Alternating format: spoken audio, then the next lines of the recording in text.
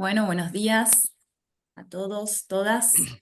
Bienvenidos al lanzamiento de la edición 2024 del Concurso Nacional de Personalidades de la Ciencia y la Tecnología en la Argentina. Nos acompañan en este acto los integrantes de la Comisión Honoraria Ejecutiva del Convenio de Cooperación Interinstitucional, como representantes de las distintas instituciones que la integran: la Academia Nacional de Ciencias, la Universidad Nacional de Córdoba, el Ministerio de Educación de la provincia de Córdoba. También se encuentran presentes la presidente de la Academia Nacional de Ciencias, doctora Beatriz Caputo, y el vicepresidente, doctor Gabriel Bernardelo, la subsecretaria de Gestión Científica y Tecnológica de la CECIT, de la Universidad Nacional de Córdoba, la doctora Marina Poncio, y la subdirectora de Desarrollo Curricular y Acompañamiento Institucional, la doctora Natalia González, por el Ministerio de Educación de la provincia de Córdoba. En el año 2000 se propició la creación del Convenio de Cooperación Interinstitucional, del que participaron las instituciones anteriormente mencionadas, junto a la actual Secretaría de Ciencia y Tecnología de la provincia de Córdoba, cuya principal actividad es el Concurso Nacional de Personalidades de la Ciencia y la Tecnología en la Argentina. Este concurso surge a partir de la idea de que la enseñanza y el aprendizaje de la historia de la ciencia contribuye a la formación integral del estudiante, acercándole a la ciencia, desmitificando la imagen que tiene de la misma y sobre todo favoreciendo la comprensión de que lo que hoy se conoce proviene de los aportes de muchas generaciones de científicos que han trabajado en diferentes contextos según el momento en que han vivido. De este modo, el concurso pretende que los estudiantes se apropien de saberes interiorizándose en la vida de aquellos que marcaron un rumbo en la actividad científica de nuestro país. Está destinado a estudiantes de los niveles inicial, primario, secundario y superior, de gestión pública o privada, pertenecientes al sistema educativo nacional. Cada edición del concurso se realiza alrededor de la persona de un científico o tecnólogo seleccionado por la Comisión Ejecutiva Honoraria. Los participantes presentan un trabajo original e inédito en el formato que elijan sobre la vida y obra de la personalidad seleccionada para cada año. Estos trabajos son supervisados, avalados y o asesorados por docentes y especialistas. Durante el periodo del convenio, desde el 2000 a la fecha, se concretaron 19 convocatorias anuales del concurso. Y a partir de julio de este año estará abierta la convocatoria 2024 dedicada a la personalidad Miguel Lillo. Así que seguidamente, el vicepresidente de la Academia Nacional de Ciencias, doctor Gabriel Bernardelo, nos va a estar presentando el disertante del día de la fecha. Bueno, buenos días. Siendo Miguel Lillo un naturalista tucumano, nos pareció lógico que un investigador que haya desarrollado su tarea científica en Tucumán y en el Instituto Lillo lo presentara. Así que hemos elegido, en este caso, al doctor Esteban Lavilla, que fue profesor de Zoología de Vertebrados en la Universidad Nacional de Tucumán y se desempeña como investigador independiente asociado justamente a la Unidad Ejecutora Lillo de CONICET y de la Fundación Miguel Lillo.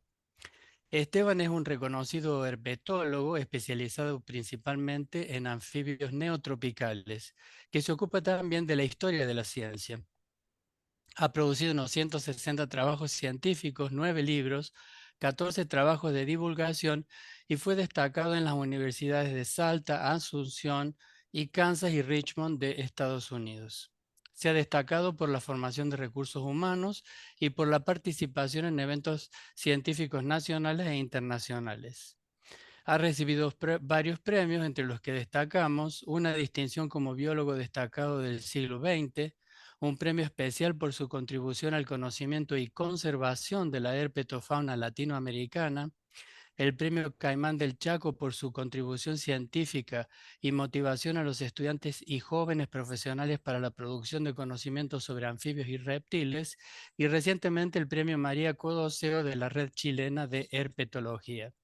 Así que dicho esto, no te quitamos más tiempo y es tuya la palabra, Esteban. Buenos días y antes que todo agradecer a Gabriel por tu presentación, a los organizadores por la invitación a charlar sobre la vida de uno de los naturalistas más emblemáticos de la República Argentina, y a ustedes por estar aquí. Y quiero contarles también que en esta presentación habrá más dudas que certezas, habrá especulaciones, habrá algún chismorreo, y las certezas son debidas a la generosidad de las doctoras Elena Perilli y Sara Amenta, que compartieron información e imágenes inéditas, mientras que el chismorreo y las hipótesis alocadas corren por mi cuenta, siguiendo ese concepto popularizado por Eric Hobsbawm, que dice que algunas tradiciones se inventan. Entrando en materia, esta es la fuente de la vida o la fuente de la sabiduría del escultor chileno Lorenzo Domínguez, hecha en el año 1954, y que creíamos en algún momento que este grabado, que estaba debajo de un vidrio de un escritorio de Lillo, que después estuvo debajo del vidrio de la mesa de la Comisión Asesora Vitalicia de la Fundación, era una... lo pensamos que como el boceto de un ex libris para Lillo. Para los jóvenes que no tengan mucha idea, un ex libris es una estampa que se pega en la contracubierta de los libros para indicar propiedad.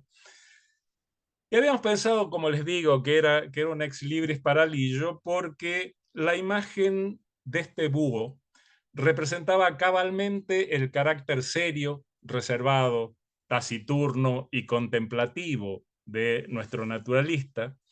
Pero luego de mucho indagar, nos dimos con que era el recorte del frontis de un libro publicado en Londres en el año 1603 por Michael Drayton, y aquí surge el primer interrogante para el cual no tenemos respuesta.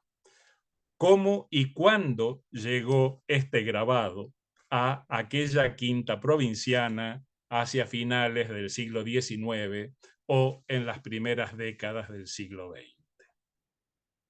Digo la primera duda porque las etapas iniciales de la vida de don Miguel están inmersas en una nebulosa muy difícil de disipar con datos fehacientes. Les aseguro que si tuviera el talento y fuera cineasta, haría una película de éxito asegurado sobre la vida de Miguel Lillo. Ustedes imaginen la siguiente escena. Una quinta en extramuros, tan alejada de la plaza matriz de San Miguel de Tucumán que sus vecinos más próximos, 5 cuadras hacia el norte, eran los muertos del cementerio del oeste. Y aunque ahora queden en pleno centro de Tucumán, recordemos que los camposantos se establecían lejos de las aldeas coloniales, más por superstición que por una cuestión sanitaria.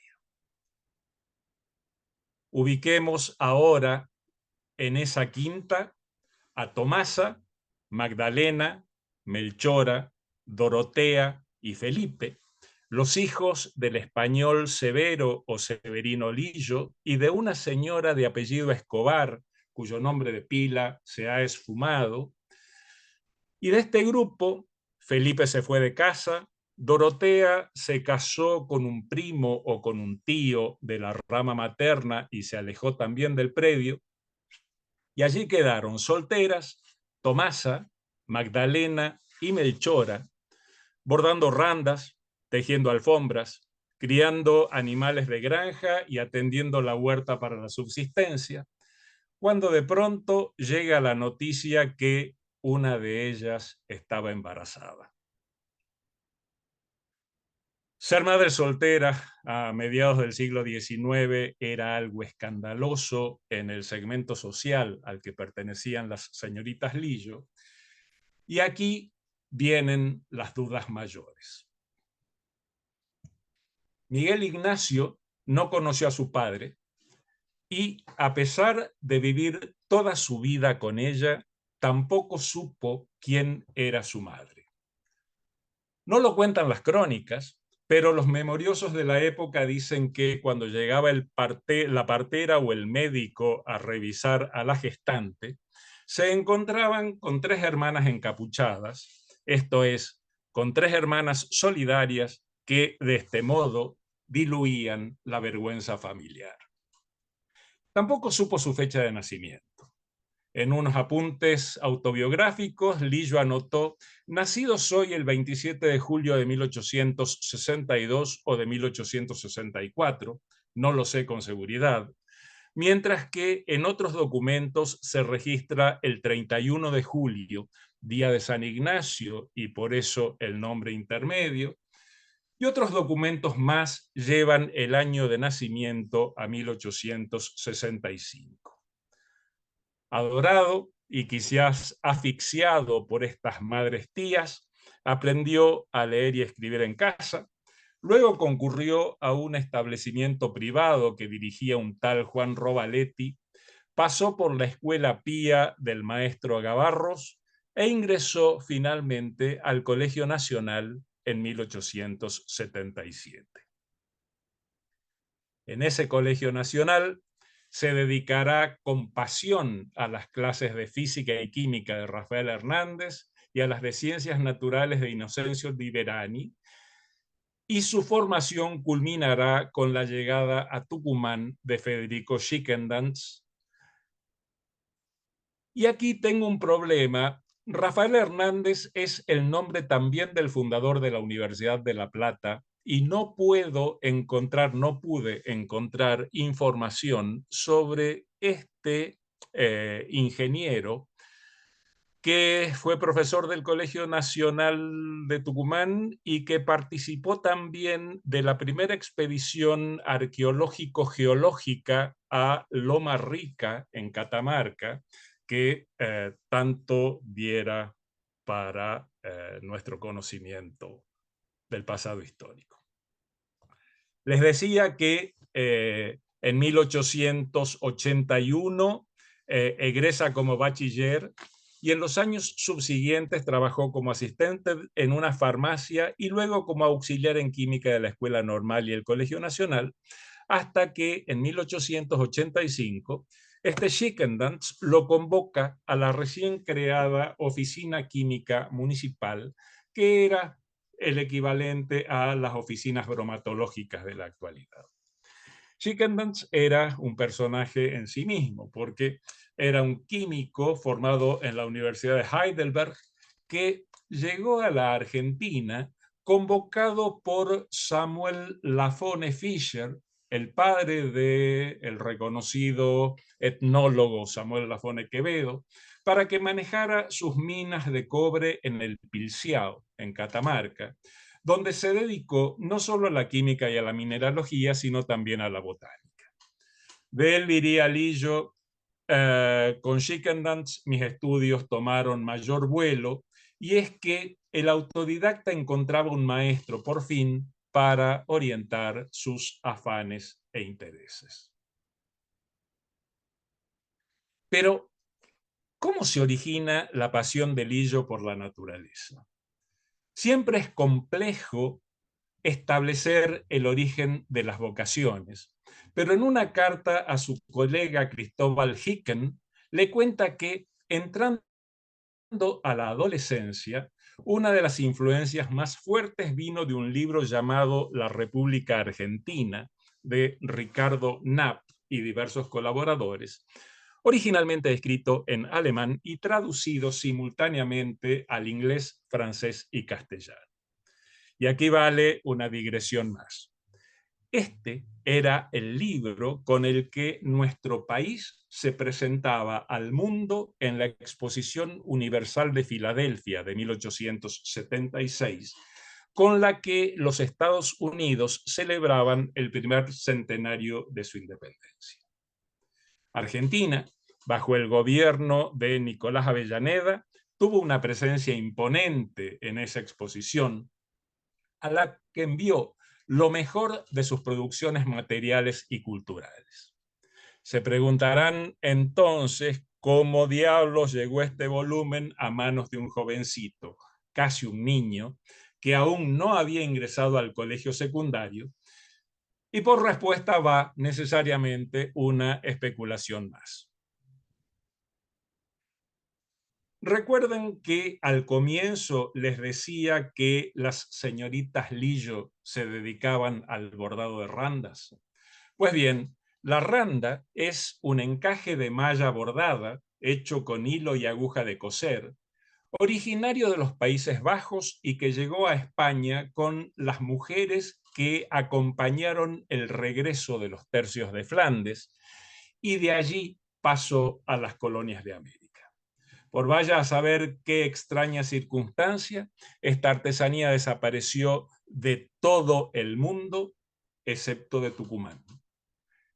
Y hoy la randa es un elemento ornamental como puntilla o adorno de mesa, pero hasta las primeras décadas del siglo XX era infaltable en los roquetes y en otras vestiduras de los curas, sobre todo en aquellas con las que daban misa. Y pues bien, ahí está la respuesta probable.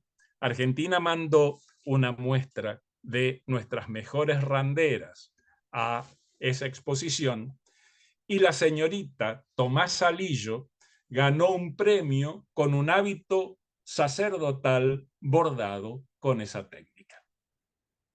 Y quiero pensar que junto con el diploma le llegó la medalla y una copia del libro de la cual se nutriría el pequeño Miguel. Ahora tomémonos aquí un tiempo para imaginar el viaje de esa prenda. Debió haber partido de la Quinta de las Lillo en las afueras de Tucumán hacia 1874 o 1875, con rumbo al puerto de Buenos Aires, donde se acopiarían todos los elementos que formaban parte de la exposición, en un viaje que duraría quizás más de 50 días y en carreta, porque el ferrocarril llegó a estos lares recién en 1876. De ahí un barco, de ahí Filadelfia y de ahí el premio. Pero volvamos a nuestro naturalista y algunos datos aburridos. Su economía se basó en los ingresos que le brindaba la oficina química, de la que fue subdirector en 1889 y director en 1892, luego de que Schickendance se retirara a Buenos Aires, y también en los pocos pesos que le daban sus cátedras de química en el Colegio Nacional y en la Escuela Normal.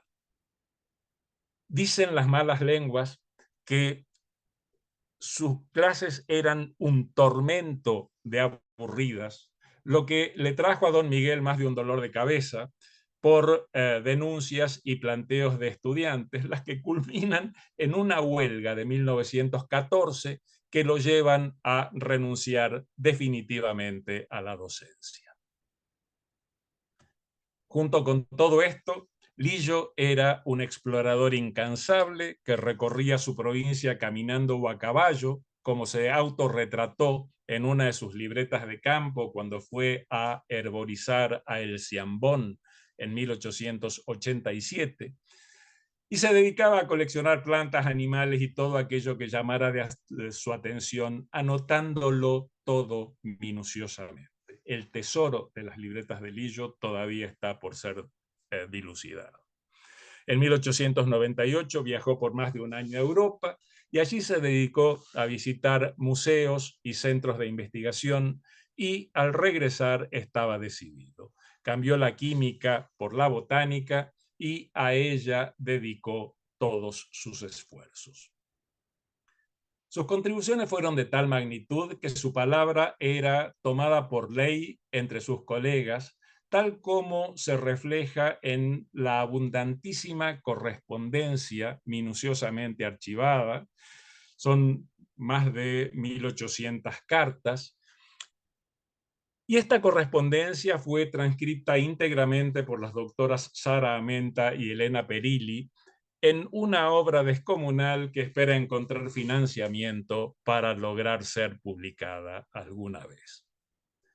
En Tucumán era respetado y admirado, y para su pesar una fuente de consulta permanente, no solo en cuestiones relacionadas con la naturaleza. Así fue que en 1914, a pesar de que él prefería una vida retirada y tranquila, acompañó a un grupo de tucumanos, algunos de los cuales habían sido sus alumnos en el Colegio Nacional, en la creación de la Universidad de Tucumán, primero provincial y luego nacional, de cuyo Consejo Superior formó parte durante muchísimos años. Sumado a esto, y en relación a los festejos del primer centenario de la independencia argentina, Ernesto Padilla, entonces gobernador de Tucumán, le encarga ser el anfitrión que recibiría en nuestra ciudad a los participantes de la primera reunión argentina de ciencias naturales desarrollada en noviembre de 1816. Pues bien, lo que viene a continuación es pura especulación fundada en algunos hechos comprobables y corre por mi cuenta. La biblioteca de Don Miguel, con más de 8.000 volúmenes, junto con sus colecciones y herbarios con alrededor de 70.000 muestras, así como su sapiencia, llegaron a tal punto que la Universidad de La Plata, bajo la presidencia o rectorado de Joaquín B. González, comenzó a coquetear con él, supongo que con intención de lograr que ese patrimonio fuera legado al Museo de Ciencias Naturales de aquella entidad. Y así, en 1914, Joaquín B. González le otorga un título de doctor honoris causa a este botánico autodidacta, y en 1928, bajo la presidencia o rectorado de Ramón Loyarte, le otorga el premio Francisco Pascasio Moreno, y aquí una muestra más de su carácter austero. Este premio consistía en una medalla de oro y una fuerte suma de dinero que Lillo rechazó y devolvió con una carta en la que, palabras más o palabras menos, decía que él no era un pura sangre que corría por una medalla y un premio en metálico. Y allí entraron en acción sus ángeles guardianes. Juan Bautista Terán, el rector fundador de la Universidad Nacional de Tucumán, y Ernesto Padilla, ex gobernador de la provincia y por ese entonces diputado nacional, aconsejaron al rector Loyarte que transformara la afrenta en algo a lo que Lillo no se podía resistir, que eran los libros. Y así fue que, un tiempo después, llegaron a este Tucumán los 35 volúmenes de la edición príncipe de la obra de Humboldt y Bonpland, incluyendo el viaje a las regiones equinocciales, el Genera Plantarum y otras más los 30 volúmenes de la Flora Brasiliensis de Martius. Pero la acción de sus amigos no terminó allí. Y Padilla, junto con el filósofo Alberto Rullés, un día de diciembre de 1930, llevaron a Don Miguel a la escribanía de Wilde, así se lo pronuncia en estos lados, si decimos Wilde nadie la ubica, a que redactara su testamento en el que legaba su patrimonio a la Universidad Nacional de Tucumán, con la provisión que el mismo sería administrado por un conjunto de 10 albaceas detallados en ese documento, asegurando así que Tucumán conservara semejante patrimonio cultural. El 4 de mayo de 1931 moría en su cuarto austero, del que alguna vez dijo Rullés que contrastaba fuertemente con los amplios salones de la biblioteca y de las colecciones, comparándolo con el templo para la divinidad y la celda para su sacerdote, y sus restos reposan en el jardín que lo vio nacer y crecer. Nos queda el recuerdo de la figura de Miguel Lillo como el epítome de los valores de la modernidad, entre los cuales la razón y el saber ocupaban lugares supremos y representaban la esperanza de prosperidad y desarrollo para la especie humana. Hoy esos conceptos están sumidos en una de sus más profundas crisis debido a la aceleración del pensamiento irreflexivo, provocado tanto por los medios masivos de comunicación como por las redes sociales, y nos enfrentamos a un cambio de paradigma sobre el que deberíamos reflexionar para así poder orientar nuestras acciones futuras. Muchísimas gracias. No, gracias a vos, Esteban, por esta semblanza tan interesante, sobre todo por todos los chismeríos, como vos bien decís, pero son, digamos, lo más interesante, porque en el fondo toda la obra científica de Lillo se puede buscar, digamos así, en cualquier lugar. En cambio, todo esto, por lo menos yo estoy sorprendido porque no tenía la más mínima idea. Así que bueno. Muchísimas gracias y esperamos que, digamos así, los resultados de esta convocatoria sobre Miguel Lillo sean interesantes y después con toda certeza te vamos a mandar a los premiados para que lo tengas. Estupendo, muchísimas gracias. No sé si tienen alguna pregunta, si quieren hacer algún comentario más. Adelante. Sí, justamente eso. Quien quiera hacer algún comentario o alguna pregunta, aprovechen. Bueno, Sí, perdón. no, no, adelante, adelante, por favor. Gracias, Esteban. Realmente yo cuando toda la cursada de la facultad, yo soy bióloga, he escuchado acerca del doctor Lillo, pero en definitiva estos datos son re interesantes. Me encantó la presentación. Em, Tengo una duda. ¿Qué impacto tuvo en Brasil la presencia del doctor o el trabajo del doctor Lillo? ¿Vos tenés algún dato? En ese momento no había, digamos, en tiempos de Lillo, no en la actualidad, que la Fundación tiene un ida y vuelta bastante grande con centros de estudios brasileños. Pero en tiempos de Lillo, fundamentalmente las relaciones se hacían con Europa, no con Latinoamérica. Entonces, habría que indagar en la correspondencia, pero en el listado de cartas, en el listado de corresponsales del que disponemos, no hay botánicos brasileros involucrados.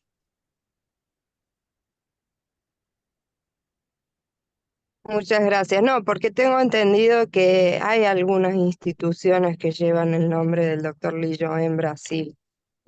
No sé si eso es Sí, correcto, pero pero probablemente eso se deba, sea posterior a la época de Don Miguel. posterior. Claro, Sí, ustedes no se olviden que Miguel muere el 4 de mayo de 1931. De ahí los 10 albaceas testamentarios pasan un tiempo hasta que se organizan como Fundación Miguel Lillo y empiezan a ver qué hacer con el patrimonio. claro. Y ahí contratan a castellanos, digamos, el único naturalista que queda en Tucumán en esa época es Federico Schreiter, y lo que realmente refunda el Centro de Investigaciones, como también refunda la Universidad de Tucumán, es el rectorado de Descole. Descole es un botánico farmacéutico contratado por el Lillo que llega al rectorado de la universidad en el año 1946 y la transforma en, digamos, la da vuelta, hace una cosa absolutamente moderna, crea un montón de carreras, crea la ciudad universitaria, realmente un tipo para el cual no había límites. Ustedes piensen que le ofrece la cátedra de matemáticas a Einstein y la de dibujo a Picasso. Entonces, como ninguno de los dos viene, Picasso manda a Layo Salai, que consideraba el mejor dibujante del mundo en ese momento, y Einstein manda un teorema, la resolución de un teorema, que es publicado en el primer número de la revista del Instituto de Matemáticas, ¿no es cierto? Qué Entonces, interesante. probablemente ese reconocimiento a Lillo venga después del año 46. Bien, muchas gracias. Bueno, Esteban, han dejado algunas preguntas en el chat y también muchos agradecimientos y, bueno, comentarios de agradecimiento por la charla. Pero bueno, le voy a leer unas preguntas. Por un lado, se estaba preguntando si se sabe si Lillo era casado, si tuvo hijos, y si hay algún vínculo entre Lillo y el Parque Lillo que está ubicado en Necochea. Lillo murió soltero. De hecho, tuvo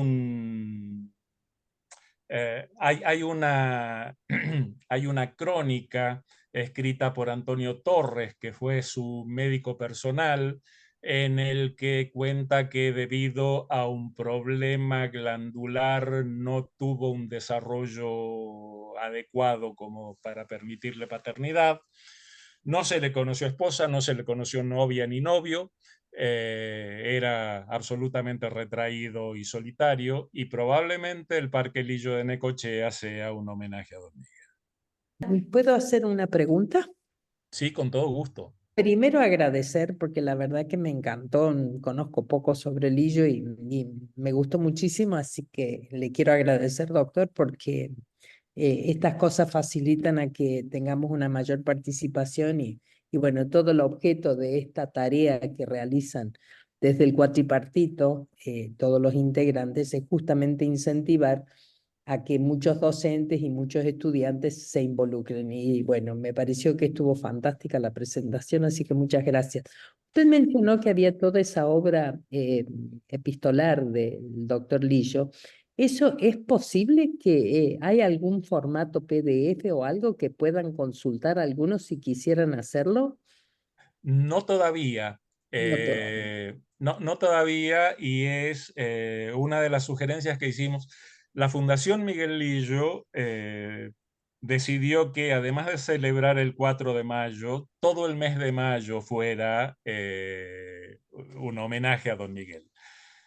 Hace una semana, Elena Perilli de Colombres Garmendia y Sara Amenta, dos historiadoras del Centro Alberto Rullés, dependiente de la Fundación Lillo, pero que se dedica fundamentalmente a los estudios históricos, presentaron estas transcripciones, y son transcripciones que están encuadernadas hace alrededor de 8 años. Entonces, ahí pedimos, imploramos todos que trataran de publicarlas en formato PDF. Claro, el Lillo está haciendo ese tipo de cosas. Todos los fascículos de Universo Tucumano se publican en PDF. El último libro que publiqué, que fue la transcripción y crítica de los anfibios y reptiles del Paraguay natural, de Sánchez Labrador, también lo hicimos en PDF. Entonces, como para que se entusiasmen y lo hagan y podamos consultar ahí. Con algunas bellezas, y es que Lillo no guardaba copia de lo que escribía, pero en muchos casos estas investigadoras han logrado conectarse con los lugares donde residían los botánicos receptores de las cartas de Lillo, y han recuperado eso también, ¿cierto? Así que es oro en polvo lo que hay guardado. Un trabajo fantástico y la verdad es que es una pena que quede tan limitado el acceso porque de mucho interés para mucha gente, ¿no es cierto? Ojalá se pueda hacer pronto porque... Dios quiera que sí. Como nota de color, hay una carta de Hicken que le dice a Lillo: te he comprado la carpa que querías, y le pone un dibujo de la carpa con una persona parada diciéndole: podés entrar parado, podés trabajar. O sea, todas esas cosas que hacen que el bronce se transforme en carne, ¿no es Ujú. cierto? Que el héroe tenga dimensión humana, que es lo que vale. Sí. Muchísimas gracias. La Por verdad lo he favor, a usted. entendido mucho en la presentación. Agradeciendo a todos, a vos Esteban, y como esto queda grabado y va a estar en nuestra web de la Academia Nacional de Ciencias para que sea consultado, digamos así, esto tiene sobrevida. Estupendo. Muchísimas gracias a ustedes. He sido muy feliz con esta invitación. Muchas Bueno, gracias a vos. Chao, entonces chao. pedimos a que todo el mundo pueda abrir su micrófono, así le hacemos un gran Eso. aplauso de agradecimiento a Esteban.